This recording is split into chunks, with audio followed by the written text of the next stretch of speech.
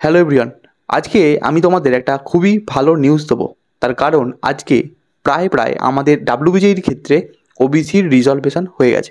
অর্থাৎ OBC related কোনো problem বর্তমানে তোমাদের ডাব্লিউবিজি রেজাল্টে আর পড়বে না। তার কারণ কি, আজকে 19শে জুন কোর্ট থেকে আপডেট দেওয়া হয় যে কোনো রকম নিয়োগ প্রক্রিয়া এবং যে কোনো রকম কলেজ অ্যাডমিশান সম্পূর্ণরূপে 7% রিজার্ভেশন অর্থাৎ ওবিসির 7% রিজার্ভেশনের ওপর করতে হবে। আমি আগের দিনের ভিডিওতে যে কথাটা বলেছিলাম যে যদি রেজাল্ট 22শে জুন বার করতে হয় তাহলে কোর্টকে এটা বলতে হবে যে 7% রিজার্ভেশনে ওবিসি কার্যকর করতে হবে। তো সেটা বর্তমানে কোর্ট পুরোপুরিভাবে নির্দেশ দিয়েছে, কোনো রকম অর্ডার দেয়নি বা কোনো রকম সাজেশন দেয়নি, পুরোপুরিভাবে নির্দেশ দিয়েছে যে 7% রিজার্ভেশনের ওপরই কলেজ অ্যাডমিশান হবে।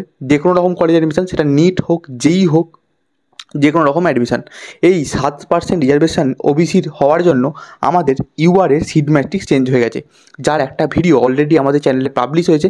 কিন্তু আজকের এই ভিডিওতে আমি তোমাদেরকে আবারও সেই জিনিসটাকে বুঝিয়ে দেবো। তো চলো আমরা দেখিয়ে দিই তোমাদের অ্যাকচুয়ালি হেল্পটা কী হয়েছে। তো আমরা জানি যে ডাব্লিউবিই রেজাল্ট খুবই লেট করছিল ওবিসির কাস্টের প্রবলেমের জন্য। তার কারণ কী ছিল স্যার? জুলাই মাসে আর হিয়ারিং আছে। হ্যাঁ, জুলাই মাসে হিয়ারিং আছে, কিন্তু এবছর সমস্ত রকম নিয়োগ প্রক্রিয়া এবং কলেজ অ্যাডমিশান কোন বেসিসে হবে? 7% ওবিসি বেসিসে হবে। অর্থাৎ 66টা কাস্ট এই ওবিসি রিজার্ভেশন নিতে পারবে।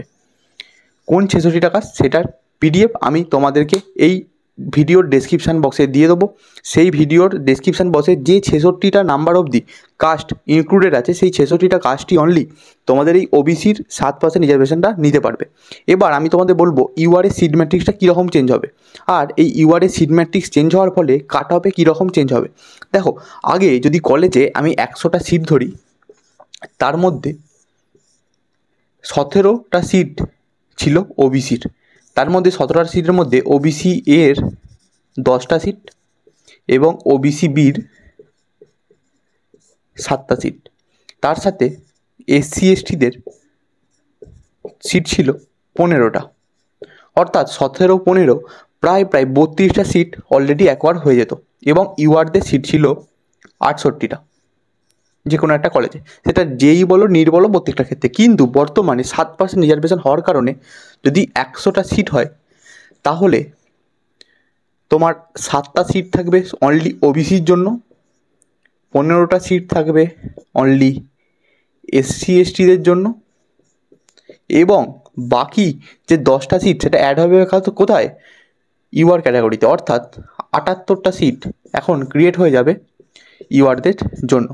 তো দেখতে পাচ্ছ কতটা ভালো তোমাদের জন্য নিউজ যে এক একটা কলেজে প্রায় 120টা করে সিট থাকে। প্রায় তোমার এখানে 80-85টা করে সিট থাকবে বর্তমানে। আগে কত ছিল? প্রায় 70টা সিট ছিল, বর্তমানে 15খানা সিট প্রায় প্রত্যেকটা কলেজে বেড়ে যাবে।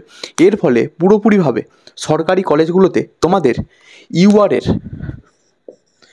কাট অফ কমে যাবে। এবার তুমি বলবে স্যার তাহলে কি মার্কস ভার্সেস র্যাঙ্ক কমে যাবে? অর্থাৎ যদি কেউ 40 নাম্বারে কারো 5000 র্যাঙ্ক হয়, এবারে 40 র্যাঙ্কে তার কি 4000 র্যাঙ্ক হবে? সেটা হবে না। তার কারণ কি, সেই মার্কস ভার্সেস র্যাঙ্ক সেই পরীক্ষার ওপর ডিপেন্ড করে। কিন্তু র্যাঙ্ক ভার্সেস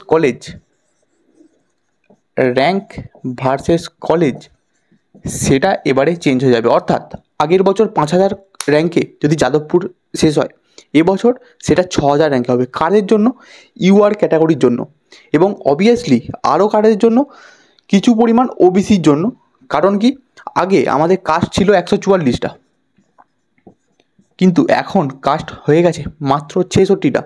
এবং এই 144-এর মধ্যে বেশিরভাগ যে কাস্টগুলো রিমুভ হয়েছে, সেই কাস্টের স্টুডেন্টরা বেশিরভাগই পরীক্ষা দিয়েছিল বলে আমাদের ধারণা, এটা কোনো অফিসিয়াল ডাটা নয়। তো ওবিসির এবং ইউআরের দুজনদেরই সুবিধা হবে। এসসি এসটিদের যেরকম কাট অফ গিয়েছিলো সেরকম যাবে। তো এই ছিল আমাদের আজকের ভিডিও। তো আশা করছি তোমরা পুরোপুরিভাবে বুঝতে পেরেছো যে কী অ্যাকচুয়ালি আমাদের জিনিসটা আছে। এর ফলে সবথেকে বেশি অসুবিধা হবে আগে যারা ওবিসি এতে যারা সিট নিত, তাদের অনেকটা অসুবিধা হবে, কারণ তাদের পুরোপুরিভাবে রিজার্ভেশনটা ডিসলভ হয়ে গেছে। এবং এটা খুবই একটা ভালো নিউজ ইউআর ক্যাটাগরির জন্য। তো চলো আজকের ভিডিওটা এতটুকুই, দেখা হচ্ছে নেক্সট ভিডিওতে।